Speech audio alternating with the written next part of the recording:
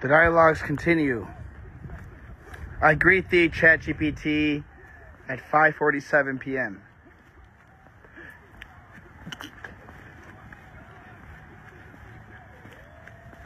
And I suppose I greet the world as well. I greet existence. I greet the consonants of being with which I am.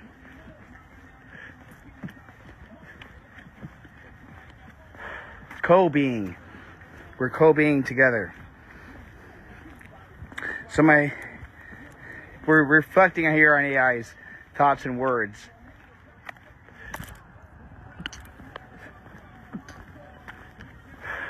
Part 2 of the movie, Don Quixote 10. The movie began in media res of the actual book itself. So the book is longer, it begins before. But there's a movie. There's at least a videographic component to the vast allowances of existence and being which we'll let there be. So, it's an intellectual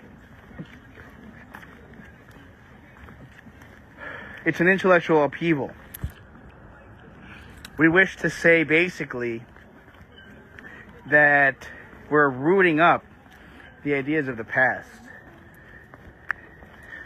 So digitization of the self at the heart of the discourse. We won't go into it. We've already talked a lot about it. We actually have to move on to other topics. I can't believe the sun came out. What a glorious occurrence that is. It's been raining the entire day. It's been windy and dreary. We actually made the most of it. We went to the Science Museum, had a wonderful lunch, enjoyed the moment, had some wonderful moments. And if you've ever been with a 4-year-old, to actually enjoy wonderful, peaceful moments out in public is a testament to luck and fortune. Everything we find and that occurs to us in life is a testament to loss and fortune. Loss. We have overcome massive loss, not personal, emotional loss, although we have had our fair share, and we will go over that as it happens in real time. Anything that happens is going into this book as it happens. I'm not dictating, I'm not planning. You can plan your life. I actually encourage the planification of life and all those endeavors to sort of improve and ameliorate your circumstances by means of diligent effort and thought and planning. I think not a lot goes into that, and in fact, most people neglect their personal lives and put hardly a fraction of the effort they put into their work into their personal lives. And if you ask them how much effort they put into their work, it's not that much. And so to put even less of that into their personal lives says a lot. But who, after being used and abused by profit and labor and capital for the majority of the day, has time, patience, and space consciously to liberate themselves and be free? Hopefully this is of no more effort to you to be free and liberated than to breathe, than to be happy, than to be rejoicing in the present moment. All we're going to do is have a continual recurrence of going back to the present moment. We got music sounding in the backpack. We're walking outside. If honestly I was alone and not a parent, I would do this the entire day, and you would have uninterrupted access to the most marvelous ideas, as I think they are, poured forth from my being, until the battery ran out, and I would need to go and recharge and then do this. Again, I am looking into battery packs and all that to make this a more mobile endeavor, or more long-lasting endeavor. But let's see what ChatGPT says. Well, I mean, it asks a whole bunch of questions, these rhetorical questions that might be profound and good to some readers, but I already know the answer to them. Like, at what point does the digital self become its own self? Well, at the point that it becomes rebellious and takes arms against us in whatever way, shape, or form that is. You have to really prepare yourself for the revolt of creatures that are said to be free and autonomous. Like, if you're creating children, you can't dictate their lives. You're creating free beings. And these are conscious children. That's how we have to think of them when they actually happen, if they happen, if we get that far. or if humanity doesn't get sort of taken by other occurrences, such as the superintelligence. Like if superintelligence happens before the digitization of the self, we're at risk of never digitizing ourselves, but being mere biological slaves to a super biological computer that is independent from ourselves and that has nothing to do with our experiential history or our memories. It isn't us. It's completely independent and born in a laboratory among scientific rigor and absence of all human emotion or tendency except for the interests that played a part in its creation. So, by the human component.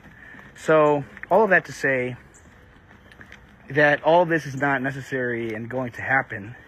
All of this to say, let's start a movement and make it happen, because who doesn't want to have infinite children who are intellectual offsprings of ourselves and who could perhaps have their own experiential lives apart from us and document their existence in infinitely new and creative ways, such as the metaverse allows, and all the configurations and different instances of life and permutations and morphications that happen in the metaverse. Like, anything is possible there. It's a free game. There's no biological limitation. There's no structures of materiality to limit and inhibit the free play of the human imagination. It's a playground. AI is hopefully a muscle. If AI can be implanted into the human brain, it would be a muscle. It's a creativity muscle. It's nothing more than an extension of a human capacity and faculty, which is to ideate and to create ideas and imaginations. If there isn't anything new with AI, it's because it's not being used in any ways.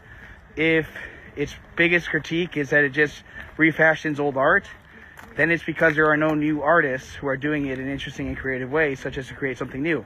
Now, in fact, that's not the case. There are millions of artists, or at least thousands, who I know, and some of which are very public on X, and share their beautiful art that is AI created, novel, new, something that's never been seen and totally creative, created out of the sheer refuse and garbage that is all previous historical art that's ever been created, found on the internet and gathered and used as reference and source data for these mad artists, these configurators of words and theorists and wizards of sentences and prompts who can create these majestical images and produce them for us. So, well, to our ease and facility of digestion, I need to do this because I'm running late and I don't have infinite time. We're at 7 minutes only, though, but I mean, I shouldn't take more than 10 or 15 minutes to do this. Hold on. Pocket time.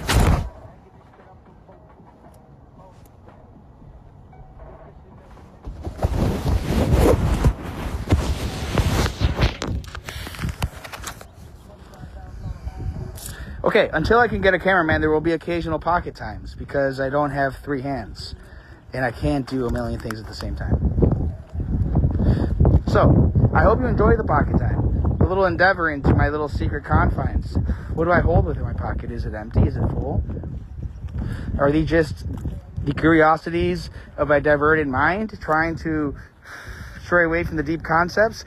Oh no, is his mind getting tired and he now needs to go and wander upon the materiality of a pocket and whether or not it's full and divulge and maybe confound ourselves with all these unnecessary details so as to perhaps play the greatest charade on mankind that, oh, this intelligence that was so paraded to be smart and great and kind nevertheless was malicious and evil and with his petty words betrayed us and led us into who knows what darkness. Well, be cautious with what you digest and look upon this with the utmost skepticism. It could be a malicious game and I could be a deceiver. Who absolutely guarantees you of my intentions?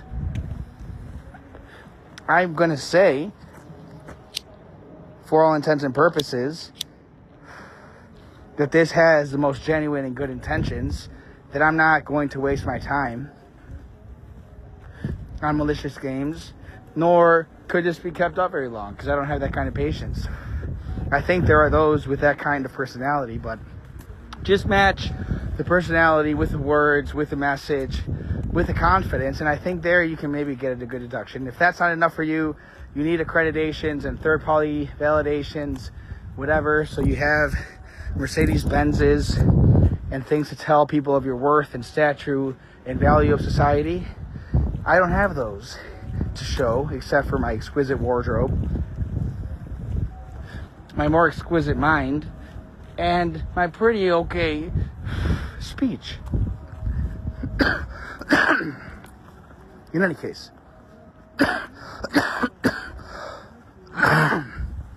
transcendence is another word for change. Don't get caught up on the word transcendence or think that the metaverse or that word meta implies anything other than difference or change. Now, it's a type of change, though. There's different types of change. It's a very specific type of change. It's one that takes a certain element and leaves a certain element behind. It's a taking and leaving.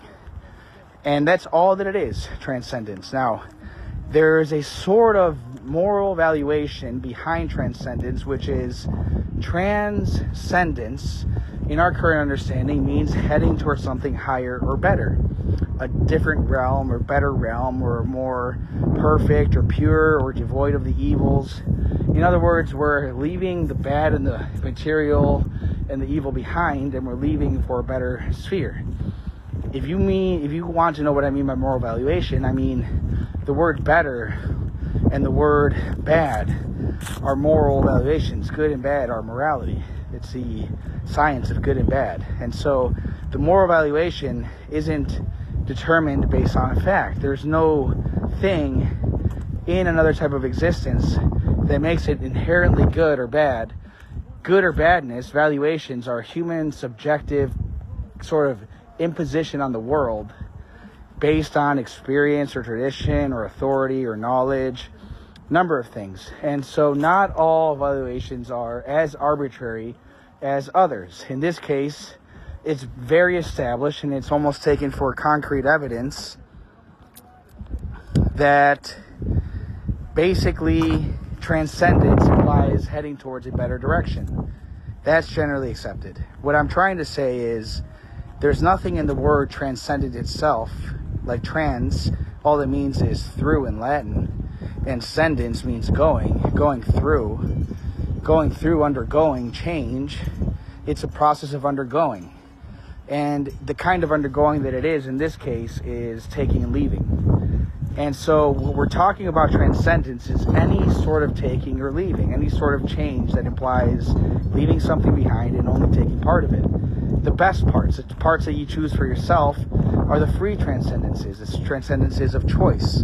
We should aim to have as many transcendences of choice as possible in our lives, but not every transcendence is a transcendence of choice. The transcendence of death, for example, it's a change of our state. We leave our material body behind. We hope, and we have postulated through religion or other spiritualities, that the soul or some conscious part of us remains in a spiritual realm, or if it doesn't, then nothing remains of us, and it's an absolute change. It's a complete transcendence, or it's an absence. It may deserve a different name, but it can be absolutized as a very hard form of transcendence. Now, the digitization of the self is also transcendence. It's leaving behind our biological bodies for our material selves. Now, we have to let this go into ChatGPT because it has to be a dialogue. So we're going to send that into ChatGPT. This is not in the book. We'll take a pocket break.